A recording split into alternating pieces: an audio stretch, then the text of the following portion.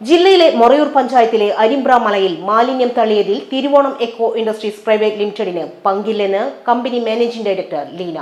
ഇത് സംബന്ധിച്ചു വന്ന വാർത്തകൾക്കെതിരെ നിയമ നടപടി സ്വീകരിക്കുമെന്നും ലീന അറിയിച്ചു.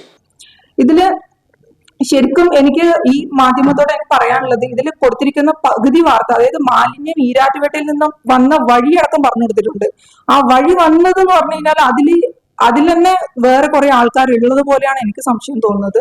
കാരണം ഈ മേഖലയിൽ ഒരു എന്താ പറയാ, പുരുഷന്മാരുടെ ഒരു വലിയൊരു മേഖലയാണ്. ഇതിൽ ഒരു സ്ത്രീ സാന്നിധ്യം എന്ന് പറയുന്നത് ഞാൻ മാത്രമേ ഉള്ളൂ വേസ്റ്റ് മാനേജ്മെന്റില്.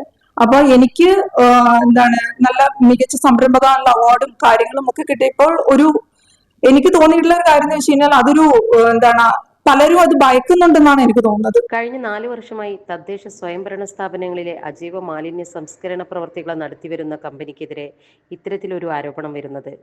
ശുചിത്വ മിഷൻ അംഗീകൃത ഏജൻസിയെ കൊണ്ട് മാത്രമാണ് മാലിന്യ നിർമ്മാർജ്ജന പ്രക്രിയകൾ നടത്താറുള്ളത്.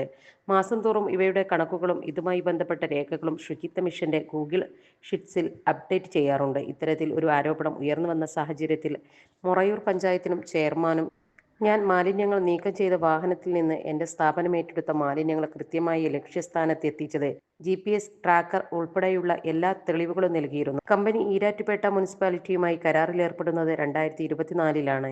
എന്നാൽ അരിമ്പ്ര മലയിൽ തള്ളിയ മാലിന്യങ്ങൾ പരിശോധിക്കുമ്പോൾ മനസ്സിലാകുന്നത് അത് 2023 കാലയളവിലെ മാലിന്യങ്ങളാണെന്നുള്ളതാണ്.